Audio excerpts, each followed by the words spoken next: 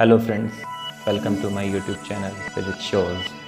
So our today's topic is refraction through a rectangular glass slab.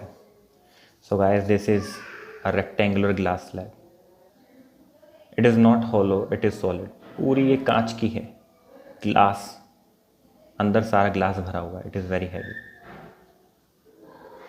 इसमें हम actual रे का पाथ देखेंगे कि अगर रे यहाँ से आ रही है तो यहाँ से वो कैसे नज़र आएगी, क्या उसमें कोई बेंडिंग नज़र आएगी या नहीं नज़र आएगी. It is all due to reflection of light. And let's see how to draw it. You can draw any rectangle, but I will make it through this.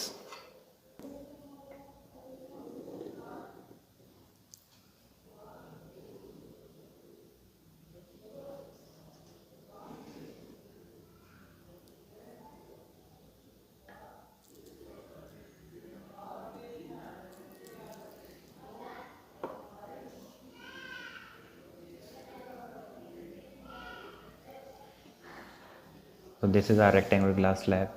You can name it. It is A, B, C, D.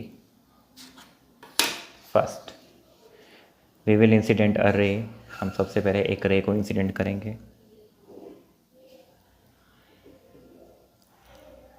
This is incident ray. Let's say it is P. Then we have to draw a normal. हम एक normal draw करना होगा. अब हम इसका actual path draw करेंगे. वो कुछ ऐसे ड्रॉ कर देते हैं. पहले ही इसको थोड़ा सा आप आगे बढ़ा दीजिएगा बिकॉज नेक्स्ट टाइम पर ये काफ़ी काम आने वाला है. तो अब रे टुवर्ड्स द नॉर्मल या away from the normal bend करेगी या नहीं करेगी वो हमें ध्यान देना होगा. कैसे बेंड करेगी? तो बाहर तो एयर है and I already told you कि अंदर इसके ग्लास भरा हुआ है and here it is air. So we know if the ray is going from rarer medium to denser medium, the ray will bend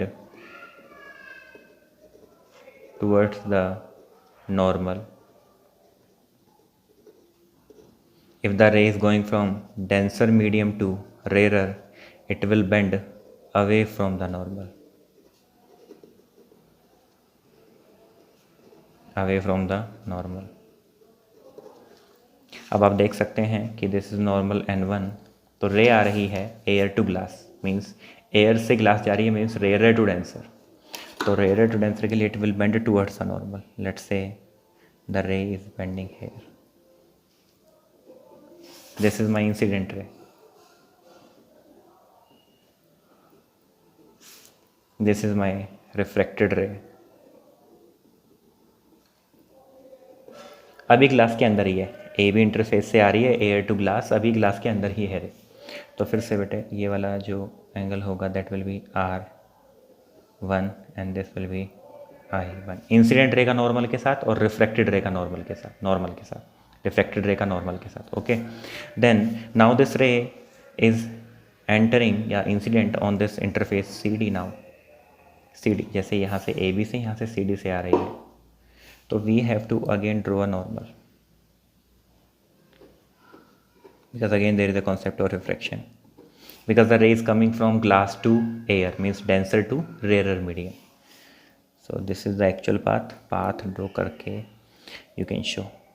और away from the normal इस तरीके से draw करना है. it will be parallel to the incident, मतलब actual path के parallel हो जाएगी. So this angle, let's say it is I2 and this angle will be angle of E. It means angle of emergence. So angle E is angle of emergence. Angle R1 and angle I2 are equal, means see this Z, it is forming Z, alternate interior angle. Angle R1 is equals to angle I2, alternate interior angles. Okay, this ray is coming parallel. Now you can see the ray is laterally deviated. यहाँ से यहाँ जाना चाहिए था, ये पीछे चली गई. आपको यहाँ से ऐसी रे आती नज़र आएगी. It means it is laterally deviated. तो इन दोनों के बीच में जो भी परपेंडिकुलर डिस्टेंस होगा that will be called lateral displacement. तो यहाँ से मैं उसको ड्रॉ करूँगा।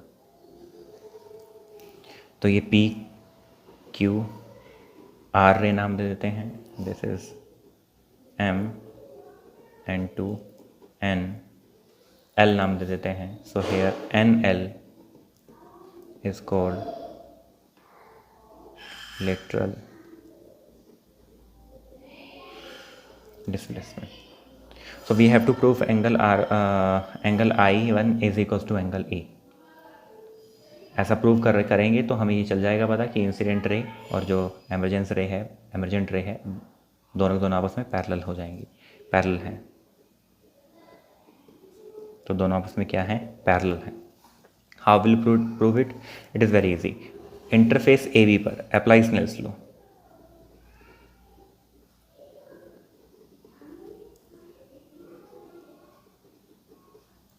तो क्या हो जाएगा, ray is coming from rare to denser means air to glass, that will be sine I1 upon sine R1।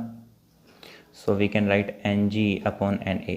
अब मैं रिफ्रैक्टिव इंडेक्स की टर्म्स में इसको ओपन करूँगा तो नीचे वाला ऊपर आ जाएगा, ऊपर वाला नीचे, मतलब ग्लास वाला ऊपर क्योंकि नीचे लिखा हुआ है, और एयर रे जा रही है एयर टू ग्लास। तो क्या हो जाएगा, sine I1 upon sine R1। This is my equation number 1। Similarly on CD interface पर क्या हो रहा है, रे ग्लास टू एयर जा रही है, तो रिफ्रैक्टिव इंडेक्स कहाँ से कहाँ जा रही है, ray glass to air. The formula will be sine I2 upon sine E। तो ये फॉर्मूला बन जाएगा नीचे वाला ऊपर, NA upon NG is equals to sine I2 upon sine E। Equation number 2। Equation number 1। So we will just multiply these two equations. Sin I1 multiplied by 2. तो sin I1 upon sine R1, ये वाला इससे multiply हो जाएगा, ये वाला इससे multiply हो जाएगा, NG upon NA into NA upon NG is equals two multiplied by sine I2 upon sin E, and we know angle R1 is equal to angle I2. Cancel out.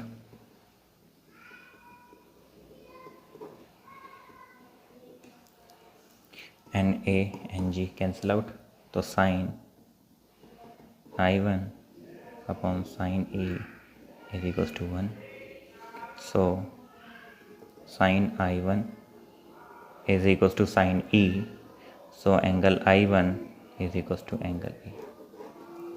So I can say the incident ray and the emergent ray both are parallel to each other. So thank you very much for watching this video.